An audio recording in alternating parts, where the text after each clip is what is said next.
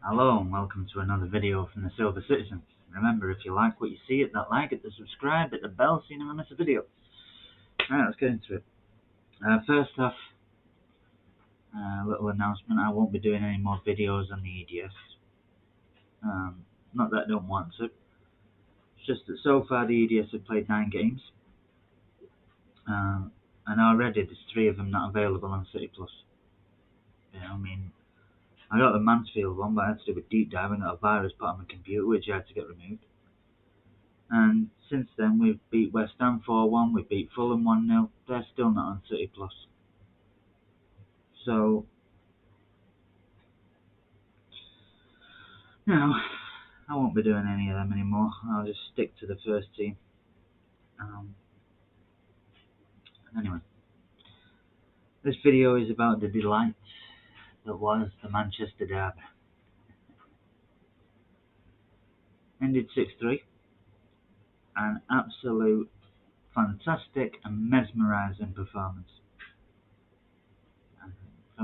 At least for 80 minutes, I'd say. Absolutely brilliant. Within 3 minutes we had a chance.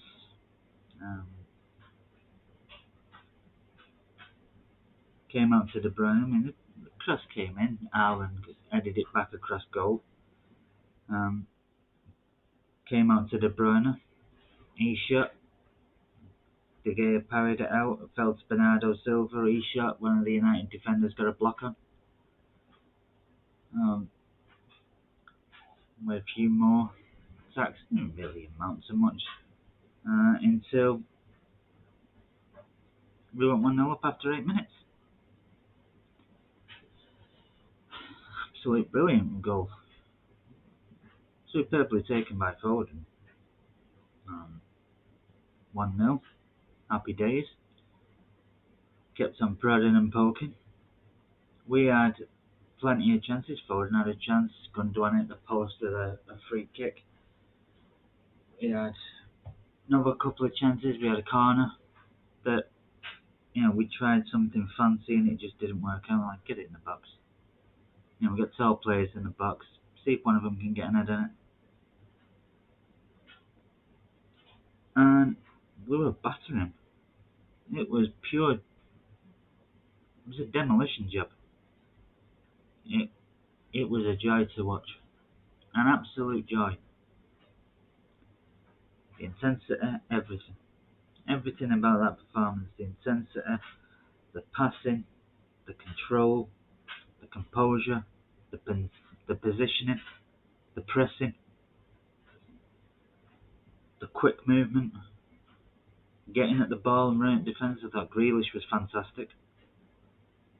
I thought his best game last season was against United at home, and he did it again today. I thought he got the ball. Last year it was against Wan-Bissaka, this year it was against Dalot. Got the ball, he ran at him. He was taking him on, he was drawing fouls, he was driving people out, he was putting good passes in. He was fantastic. So was Foden on the other side. Ireland was Ireland. De Bruyne, his best performance this year. Hopefully that's a turning point. Bernardo Silva was fantastic. I will admit, when the team sheet came out and I saw that there was no Rodri, I was slightly apprehensive. Not worried or anything like that. I was a little apprehensive. I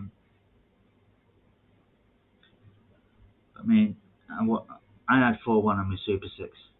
I wasn't expecting this level of performance. Even before I put the things on, even before I was expecting Rodri to play, and I put my scores on, I wasn't expecting this level of performance.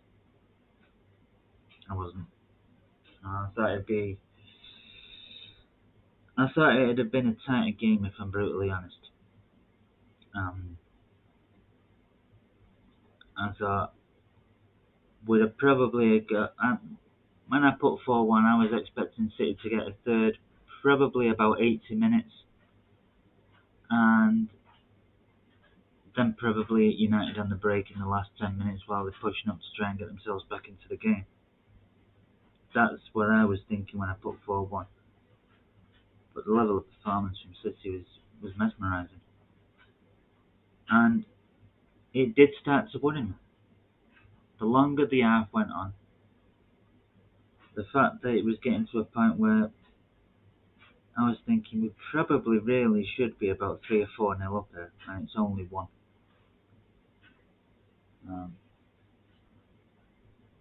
Was starting to worry me a little. Because all it takes is a fantastic strike, a mistimed tackle, a deflection, a set piece, anything, and they get a goal, and they're basically back into a game that they should have been put out of sight of. So, when this happens, I do start to get a little apprehensive until we get that second goal. And we got it from the corner. Oh, and behold, the corner before that, we pissed around with it really, and nothing came of it. And I was saying, just put it into the box.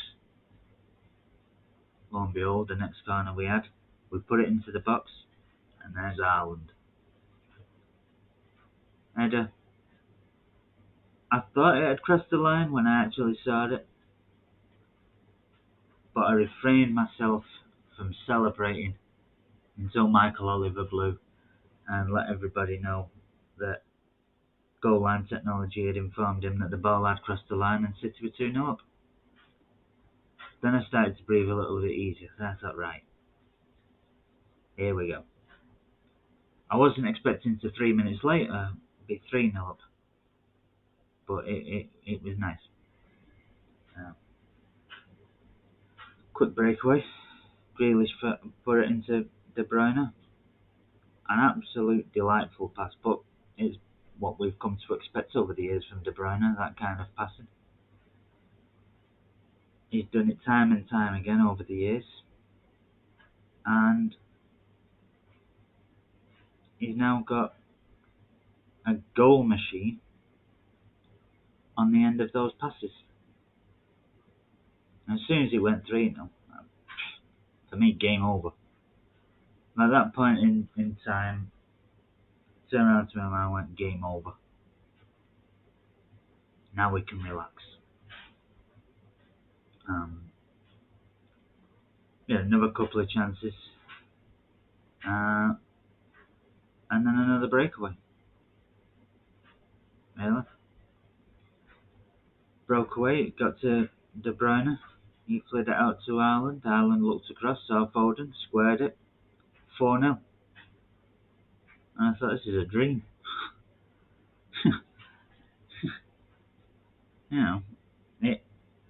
It was an absolute delight. Absolute delight. It was beautiful to watch.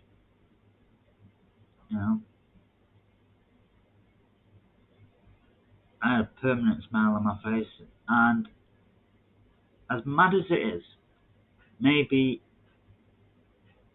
it's the coach within me, or what, but my first thought when the half-time whistle blew was Leicester City.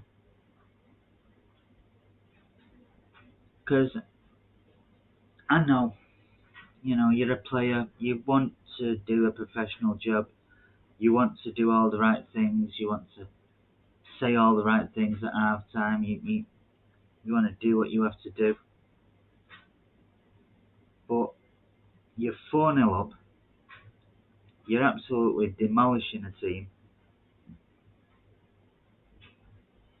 even at that level. It must be hard to get yourself as motivated as you were for the first half. And that was my first thought, don't do a Leicester. Because they came out in the second half against Leicester last year, 4-0 up, and completely took the foot off the gas. And after 10 minutes, Leicester pulled one back. And within 10 minutes of pulling one back, it was 4-3. That game ended 6-3 as well. But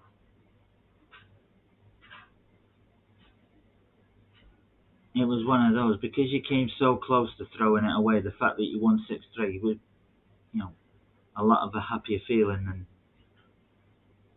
than what it ended up being at the end of today. You'd been on the brink of throwing away a 4-0 lead, and in the end won by 3 clear goals.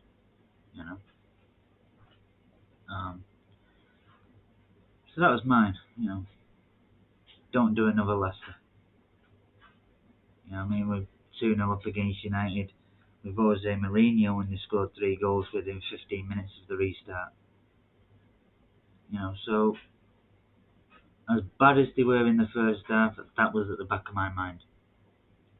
They've got the capabilities of doing it if you take your foot off the gas, if you release the pedal, if you allow them back into it and give them a sniff. They've got the quality to take advantage. And started off at the first half, and City started off slow. It started off like they weren't after getting a fifth. If the fifth goal comes, the fifth goal comes. If it doesn't, it doesn't. Preserve your energy. We've got a game in the Champions League on Wednesday. Preserve your energy. Move on to Wednesday. Just see out this last 45 minutes. Don't make a game of it, type of thing. And then United scored. Fantastic strike. Edison, absolutely no chance. I don't care what anybody says. Edison didn't have a prayer. It was a fantastic strike. Yes, it was from about 25, 30 yards out. But he hit it, and it started off outside the post. Edison's at full stretch. Goes past him, and then starts to bend and just goes inside the post. Fantastic strike. And you're thinking, well, right. But I started to think to myself, come on. Get a fifth. Because if United scored a second, then it's squeaky bum time. And what I was hoping was the fact that United scored would wake City up. It worked. Because after that we came alive again. It was almost as if, excuse me, we're not making a game of this. We'll put this to bed now.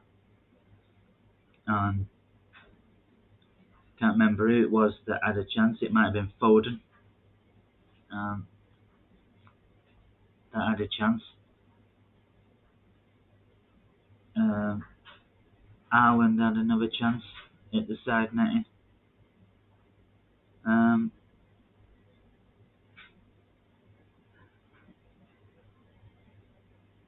Trying to think if it was before or after it went 5. But I think De Bruyne had a chance as well. I might have been Bernardo. Whether it was after it went 5 or before, I can't remember. But I know someone else had a chance. And then Ireland scored. I celebrated. Thought, right, let's put it to bed now. 5-1. Let's put it to bed. I feel better now. And then obviously VAR are getting involved, and they're looking at the lines of Gomez, and I'm thinking, because you never know. It looked onside to me when they were doing it, but he could have a toenail offside.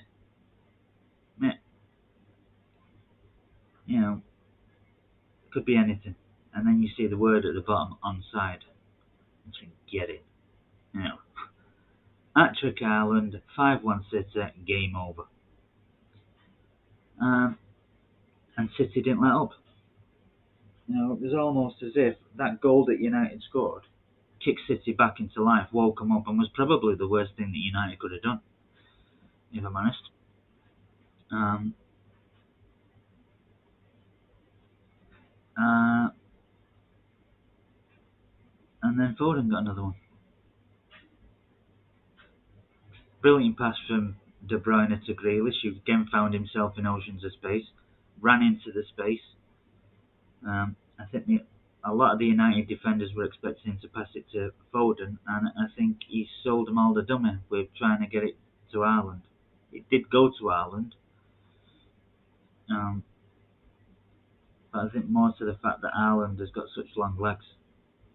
I don't think it was that good of a pass, if I'm honest, which was probably the one bad thing that Grealish did all day, because I thought it was fantastic, if I'm honest. But Ireland turned round, set on Foden. Foden got his hat-trick. Then again, they check him for offside, and they realise he's a mile onside. So did the ball go out? And then they check him to see if De Bruyne had kept it in. Anything to, can't have another player getting an hat-trick for City. But there wasn't any definitive proof, and the goal stood. And City player getting an hat-trick in a Manchester derby was like a bus service. You wait 52 years for one, and two come along in the same game.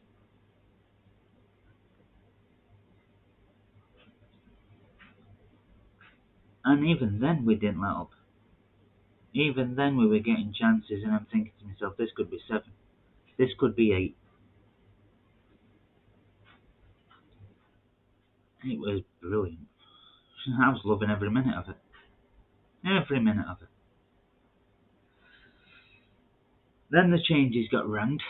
It was about 75 minutes. Foden came off. Grealish came off. Gundogan came off. De Bruyne came off. Laporte came on. Alvarez came on. Mahrez came on, and Cole Palmer. And then he sort of changed it up a bit. Stuck Ake out on left back. Cancelo was still at right back because Gomez had come in for Walker, who got injured in the first half. He stuck Laporte alongside Akanji, moved Gomez up into older midfield with Bernardo and Alvarez playing as your number 10s. Stuck Palmer out on the left, Mahrez out on the right, and kept Ireland up front.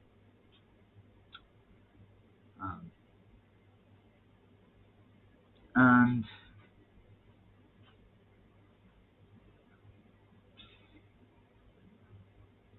if I'm honest, I think at that point City's players switched off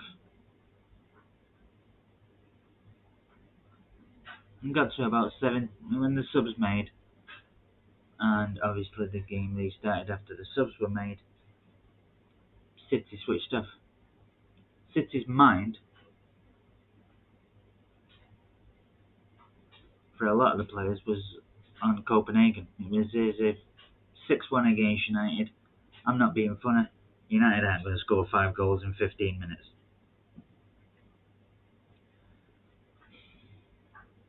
I think besides the shot that went in, Edison had only made 3 saves at that point. So it was like United have had 4 shots on target in 75 minutes. They're not going to score 5 goals in 15. And they switched off. The passing became a little bit sloppy because of it. The concentration levels weren't there with the control. I think that would probably be the only thing that disappoints Pep. That the concentration levels dropped. Passes that for the first 75 minutes were opening United up. Now they were under it, the direction was off, they were over it. They were still working hard, they were still putting in the intensity and everything else like that, which was great to see, but the level of performance sort of dipped a little. And when United got the second goal, half of it was because the City defence were just waiting to walk over and take over the throw-in. Because Eriksen had smashed this ball out, and none of the City players were going to see if Shaw would keep it in, that he'd be closed down and he'd have to pass back and nothing had come of it. It was as if, that's going out for a throw-in, I'll walk over with my own good time. Shaw kept it in, and it was like, oh, no one really went to close him down. Ball came into Fred. He got the shot off, which was going in. Edison got an hand to it as he was going down. Got his palm to it.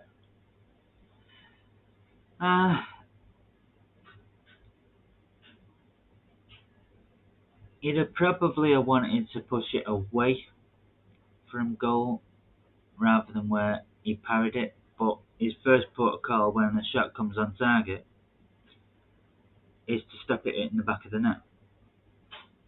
And he did that. And after he'd got the parry, Laporte was asleep. Martial wasn't.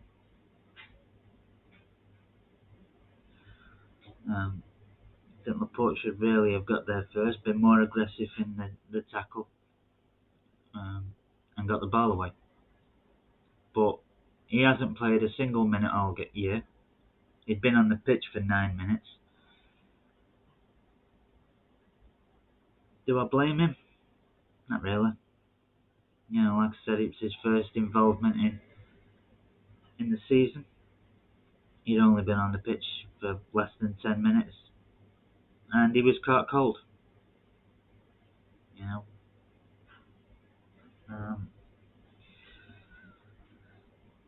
I think Martial came on about, 15, 20 minutes before Laporte.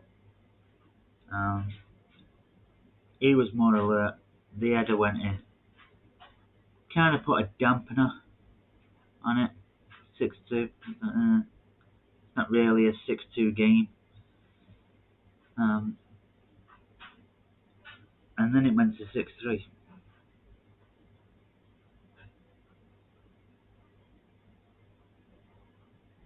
It went to 6-2, and for about 5 minutes, City were determined, if you will, that United weren't going to get another one. 6-2, that's how it was going to end. And as soon as it got to the 90th minute, same thing. They weren't aggressive enough in the challenges. They sort of switched off. I think especially for the last 8 minutes, the players had switched off mentally because they were 6-1 up.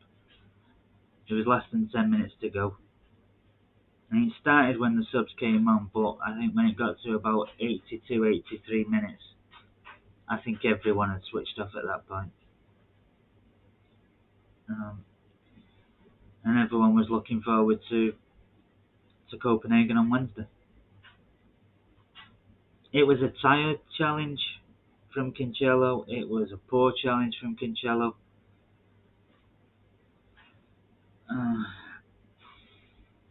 I think it was a soft penalty, but once it was given, it was never going to get overturned. But it was a challenge that didn't really need to get made from Cancelo. And the penalty, Edison had absolutely no chance because he smashed it into the roof of the net. Could have had 3 goalkeepers there, they wouldn't have saved it. So it ended 6-3, and it, like I said, the last 6 minutes kind of putting a dampener on the day. But it didn't take away from the fact that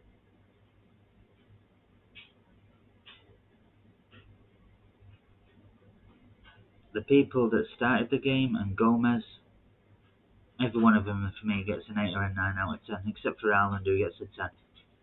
3 goals, 2 assists. You can't get a better day than that. And it was City's best performance of the season, by far. It's just that the only dampener for the day for me was when in the last 10 minutes, they switched off mentally. Not that I'm going to have a go at them for it, not that I can really blame them for it. You know, I mean, like I said before, you're 6-1 up, there's 10 minutes to go. And if it was 6-0, you'd probably be a little bit more alert because you're determined to keep that clean sheet. You know what I mean? At 6-1, the clean sheet's gone. And it probably is and can be quite difficult to keep yourself motivated at 6-1 up.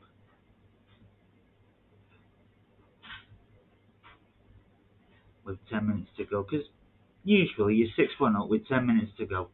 The opposing team aren't interested in trying to score a second goal. They're more interested in stopping you scoring a 7th and an 8th. So it can't, yeah, they're only human. But,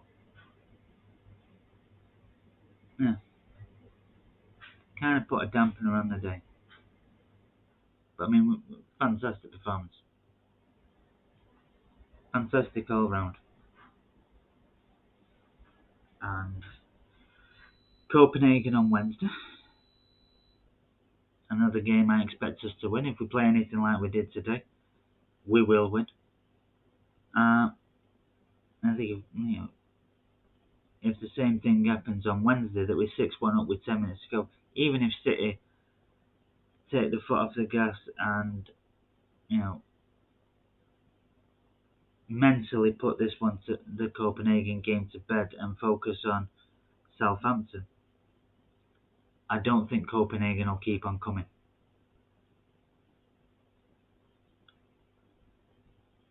I don't.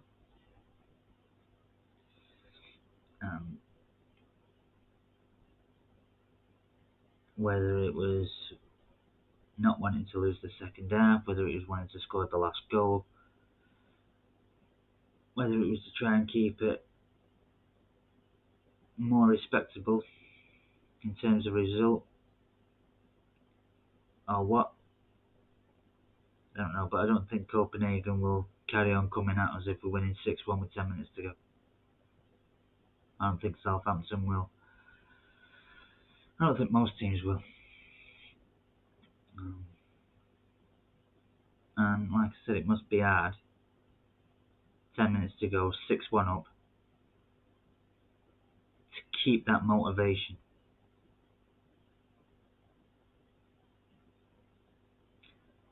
But a delightful day.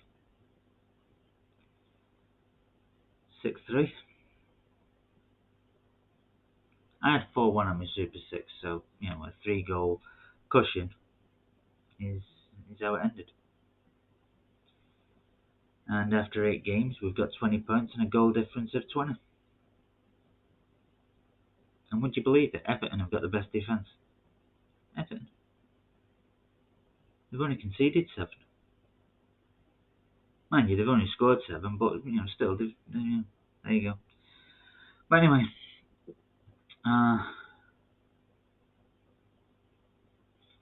Southampton next, and then Liverpool.